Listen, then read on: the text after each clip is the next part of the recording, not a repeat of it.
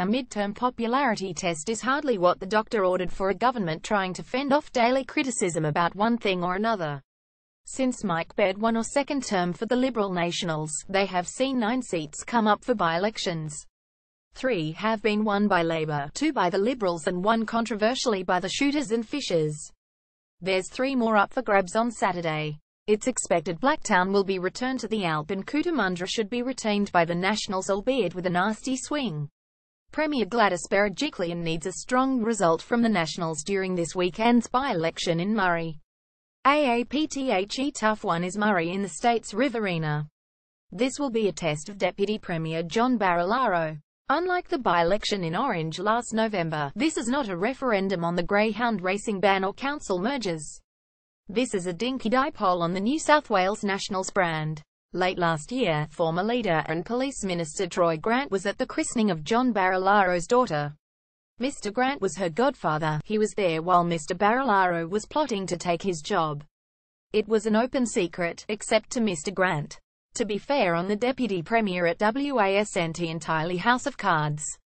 Mr. Barilaro was being pushed by his colleagues. Council mergers and the greyhound racing ban enraged the party's base and the majority of the party room felt change was needed. There was talk that the reversal of the ban could have saved Mr. Grant's job, but watching the safe seat of Orange on a whopping margin of 21.7% fall to the Shooters and Fishers was too much. Deputy Nationals leader Niall Blair will also be paying close attention to the numbers this weekend in Murray.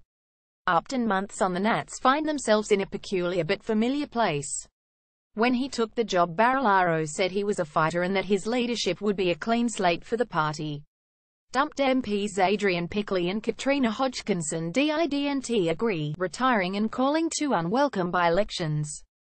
Murray sits on a margin of 22.65%. Outgoing member Adrian Pickley was seen as a successful education minister and was a high-profile member for almost 20 years. Mr. Barilaro thought he had struck gold when he was on the cusp of pre-selecting Helen Dalton, but his trademark wily political instinct spectacularly failed. Mrs. Dalton, hugely popular in the electorate, is standing instead for their archenemy the Shooters and Fishers. Former MP Adrian Piccolo left a large hole in the government's leadership when he stepped down from politics. AAP9NEWS has been told as recently as late last week, polling had the Shooters winning the seat of Murray in Saturday's by-election. The Las Vegas massacre and a massive advertising spend has tightened things up significantly in the Nats' favour. Former Prime Minister John Howard's open letter directed at voters in Murray and Cootamundra was a political masterstroke. Mr. Howard pointed to the danger of the Shooters weakening his gun laws introduced after the Port Arthur massacre. "We can't take a risk on a party with such dangerous policies," Mr. Howard said. The vote is now close and the Nats are more confident. The question only asked in hushed tones around Parliament is, what does this all mean for the Deputy Premier? He promised to rehabilitate the party. Instead, HES facing the prospect of a more convincing loss than his predecessor. A strongly worded message from former Prime Minister John Howard could sway this weekend's by-election in Murray.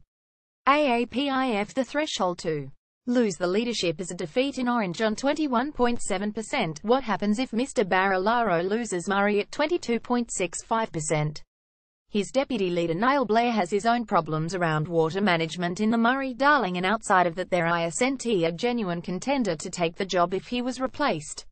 So, could a loss on Saturday mean bye-bye Barra? Probably not. What it would demonstrate is that the Nats brand in this state is approaching, if not firmly in, toxic territory. Premier Gladys Berejiklian knows how crucial regional New South Wales is to returning her to government, so Mr. Barilaro's fighting qualities will be severely tested leading into the 2019 election. Copyright 9 Digital Pty Limited 2017.